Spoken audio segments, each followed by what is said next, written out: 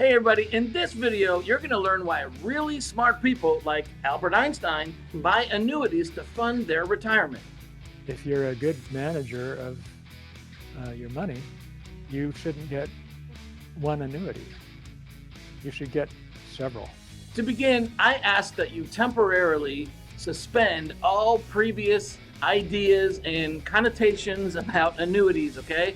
Just be open to learn something new, because it's likely that most of what you think is true is not. And you can thank Wall Street and the banking industry for that. Here's a few really smart people that use annuities to fund their retirement. First off, we've got Ben Bernanke. You'll probably recall him. He's now the former retired chairman of the Federal Reserve. And when he had that job, the bulk of his retirement assets were held in 2 different annuities. And the brilliant physicist Albert Einstein, who changed our whole thinking about the universe with his theory of relativity. He was one really smart cookie because he too bought annuities. He purchased an annuity in 1950 with his wife Elsa as a beneficiary. And after Einstein passed, she was able to use that money to help support her lifestyle. Now, most importantly, and I am so excited about this, is you get an opportunity in this video to hear from Dr. David Babbel. Again. He was an intellectual giant in the field of finance and risk management. While he was dying of leukemia, he made sure to complete this interview for a documentary called The Baby Boomer Dilemma. And I highly recommend it, by the way. So good. Please watch it. But it's like his final words to humanity on what he learned about funding retirement and the use of annuities. And I'm so excited I'm going to get to share that with you today. So he passed on his insights and wisdom about annuities, including how he set up his own simple retirement plan to handle the 10 major financial risks of retirement using 14 different annuities. And so in my particular case, I bought a number of annuities, and actually I bought 14. But Ken Fisher hates annuities. That's right. This can't be right, can it? Uh-huh. What about Dave Ramsey? Dave Ramsey tells everybody to invest all their money in stock mutual funds. It doesn't care how old you are, how much money you have, or anything. It's always the same answer: stock mutual fund. So why doesn't Dr. Babbel do that? Well, you're about to find out. Yeah. But here's the key. It costs about 40 to 50% less to fund lifetime income with annuities than it does with stocks and bonds. Why? Because... So huddle up, team. We hope you're all doing great. And if you are new here, we are John and Tara Thornman, your financial success coaches. And we are here to help you achieve financial freedom faster so you can enjoy it longer. Now we're going to tackle this topic of owning annuities for retirement right after you click on that like button and subscribe to the channel. Your support means a lot and we really appreciate it. All right, now let's get into it. So in this video, we're going to cover 3 things. Number 1, who is Dr. David Babbel and why ought you listen to him? Number 2, the 10 risks of funding retirement for life. And number 3, Dr. Babbel's simple solution to solve these risks, something he calls staggered annuitization. Now, to be abundantly clear, David Babbel did not need to buy 14 annuities, right? He wanted to buy 14 annuities. So here's why we're going to listen to David Babbel on the subject, because he is an authority. So David received his BA in economics, an MBA in international finance, and a PhD in finance. He taught courses on investments, fixed income, portfolio management, and insurance courses starting way back in 1978 when he began his academic career at California, Berkeley. Wow. He's published over 100 books and articles on finance, investments, pensions, annuities, and risk management. And he's consulted with some of the largest financial institutions in the world, including the Treasury and the Federal Reserve. He also worked on Wall Street for a while with Goldman Sachs. And at the time, he worked in Goldman Sachs Financial Strategies Group, their fixed income division, the pension and insurance department, and Goldman Sachs Asset Management. As a consultant, his specialty was helping financial firms invest so their economic risk was minimized in the face of volatile market conditions. Now, I tell you all this because if any person is qualified to manage their own retirement investment portfolio, it'd be him, right? Dr. Babbel is well qualified, but He chose to not do that. Instead, he chose to put his money into 14 different annuities, and you're going to find out why. That's a great story. Hey team, I just want to interrupt this video for a quick second and invite you to take advantage of a free 30-minute discovery call with me, your financial success coach. Together, we'll review your current retirement investment portfolio, and we'll take a look at David Babbel's simple plan to handle the 10 financial risks you must manage in retirement. We'll show you how annuities can play a key role in your guaranteed lifetime income and how to implement Dr. Babbel's plan to make it super simple for you to manage. Not only is it super simple to manage, but it will cost you 40 to 50% less money with annuities to fund your retirement than with stocks and bonds. That's right. So let's work together so you can achieve your financial freedom faster and enjoy it longer. Schedule your free 30-minute discovery call with me using the link below. Now, let's go back to the video. So let's take a minute and look at the 10 most significant financial risks that everyone must solve for in order to have a successful retirement.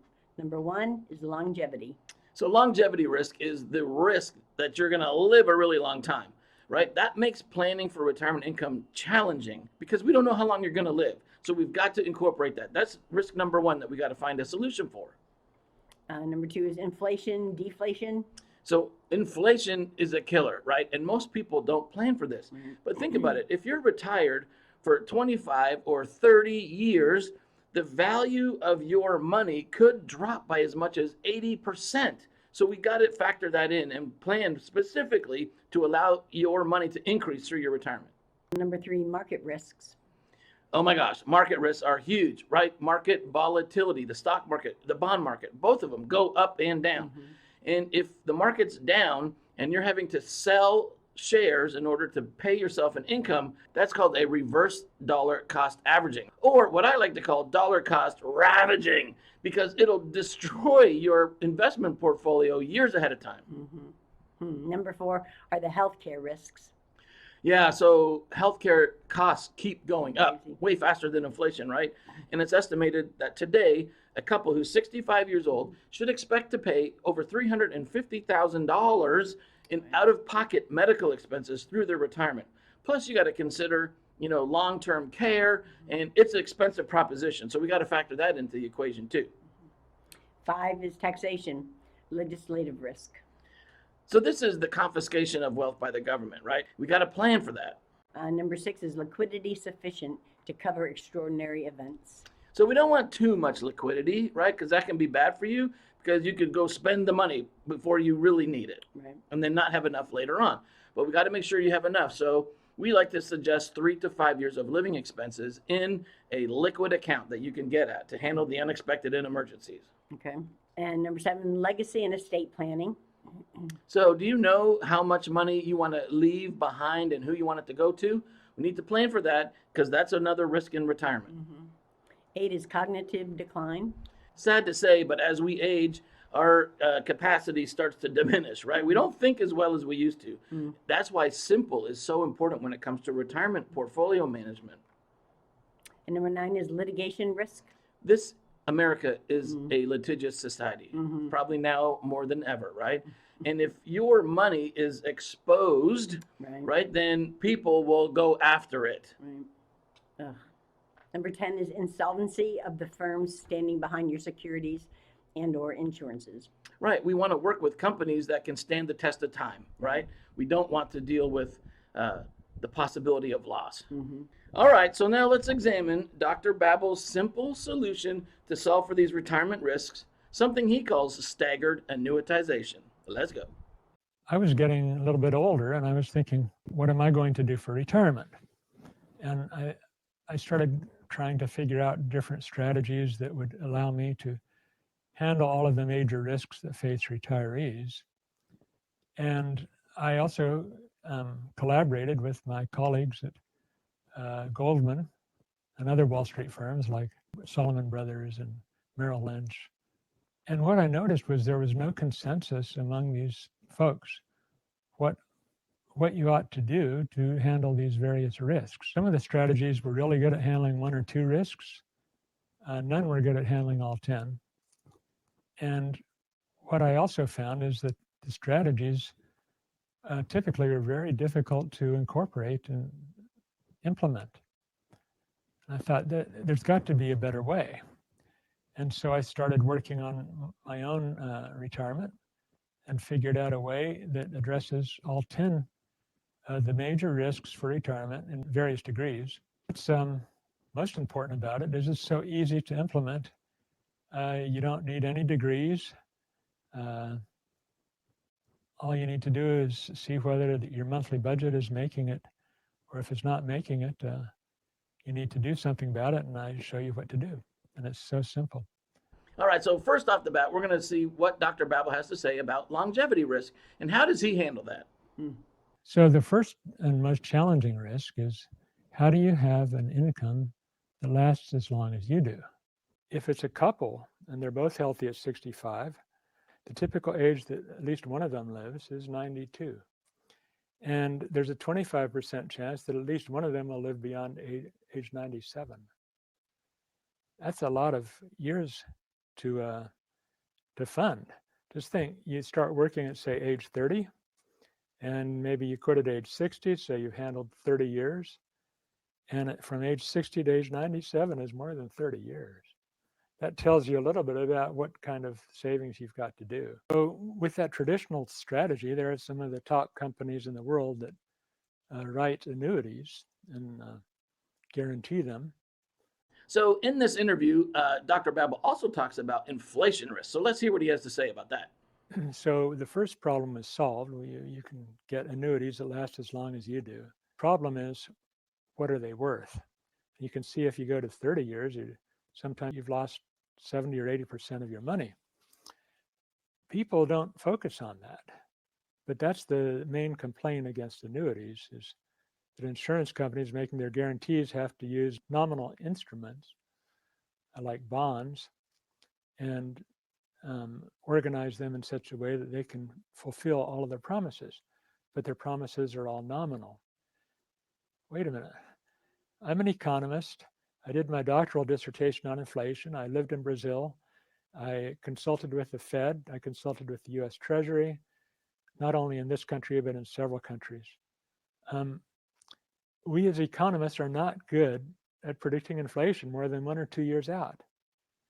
How can we saddle that responsibility to the consumer, who may not be trained at all, let alone forecasting inflation for 30 years?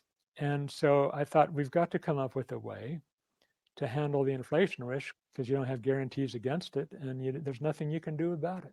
The Federal Reserve does what it does. So that was my next step. I wanted to come up with something very simple, and I did.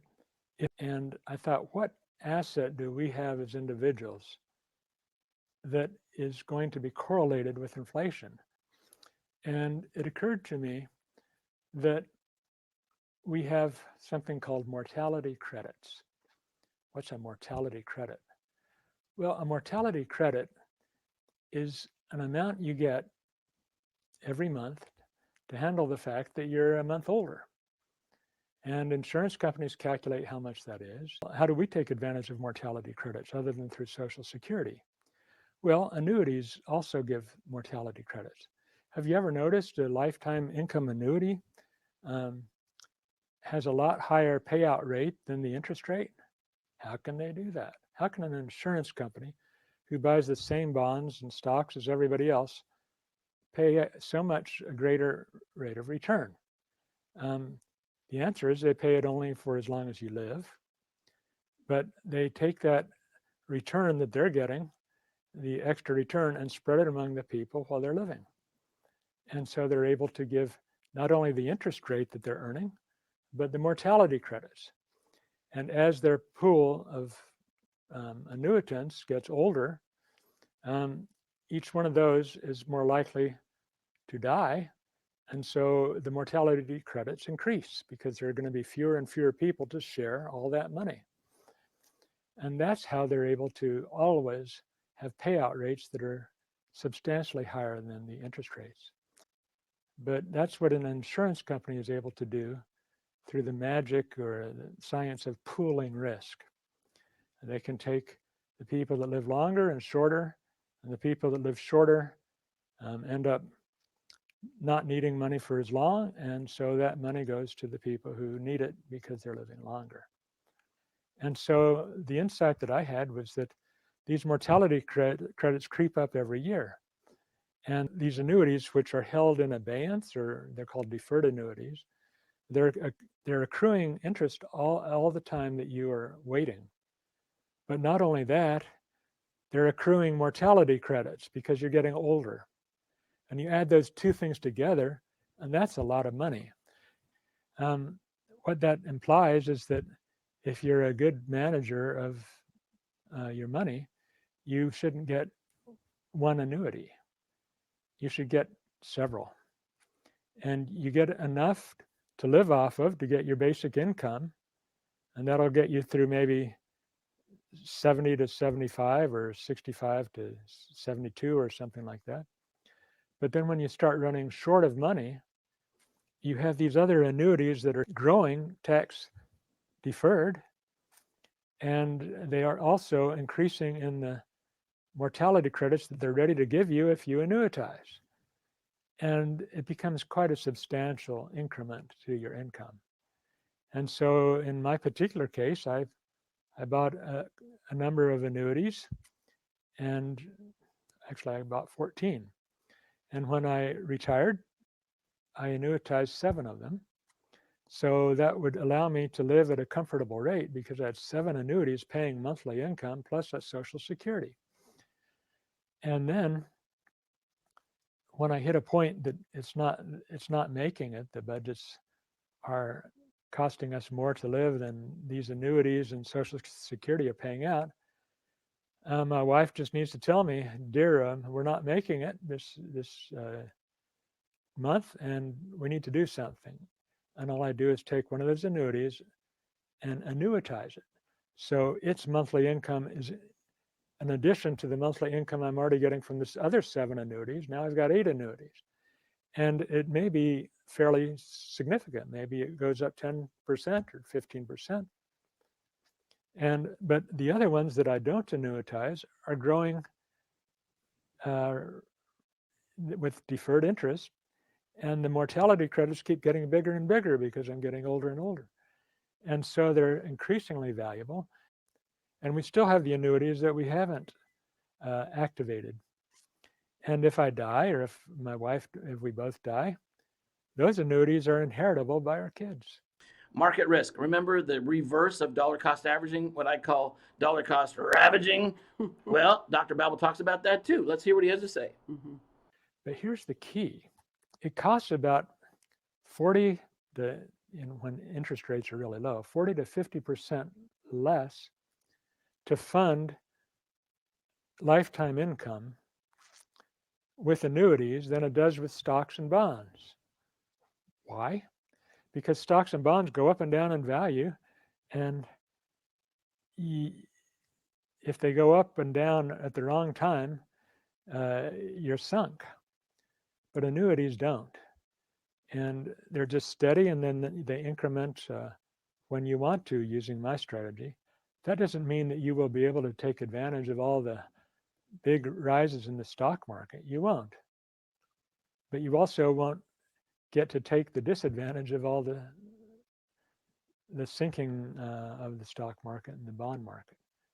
But if they behave like they behave, you see these simulations, and it's like 90% of the simulations fail to get you to the target date. Without having that certainty that we can get to the end of our retirement years in good shape, we would have to keep a lot of excess money, because you can lose, like I said, 50%. You can lose money so fast. And once you lose money, you still need to spend the money. So if you withdraw the same amount that you were withdrawing, you have to sell a lot more stocks or bonds to get to the same amount. But that means you have less stocks and bonds to ride the market back up. It's called reverse dollar cost averaging, or timing, just bad timing. And that afflicts a lot of us. All right, so legacy planning is a big deal as well, and Dr. Babbel talks about that. And I love his comment about the old Wall Street saying. Let's check it out. So by using a strategy that handles that risk, such as the one that I have come up with, what it allows you to do is some estate planning. Typically, what the kids get is what's left over when you're 85 or 96. That's when they get the money. But by then, they're in their 60s. Wouldn't it be better if they got some money at the nearer to the beginning of their setting up families? I think it would be. And so what we were able to do once we locked in a rate that we actually needed for retirement is we were able to give money when I was 65 to the children. We didn't give all that they would get, but we gave a good portion, and so they were all able to get houses that paid down payments and pay off school. And their kids can go to ballet classes and soccer teams and piano and what have you. And they can live in neighborhoods where the educational quality is better and the schools. It has a long-term effect on the families and how they develop. And we were able to do this because we had used a strategy that locked in our risk, basically cut it to close to zero. We never could have done this if we waited. There's an old saying on Wall Street, it's better to give money with a warm hand than a cold hand. What's so cool about giving it with a warm hand when you're alive is you get to see the decisions the children make with that money. And they're our kids, we were lucky, they're very responsible choices. They didn't just go to Monaco or something. And that's very satisfying for a parent.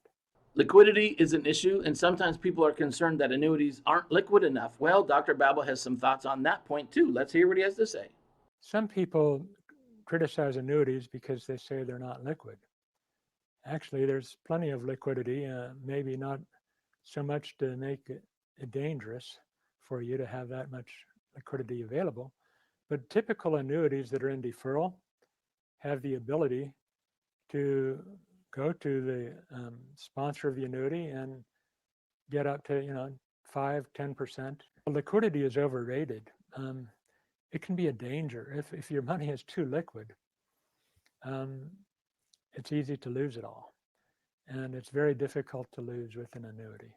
Next up, the litigation risk is serious, and Dr. Babbel says it even happened to him. So let's see what he's got in terms of some insight in that department.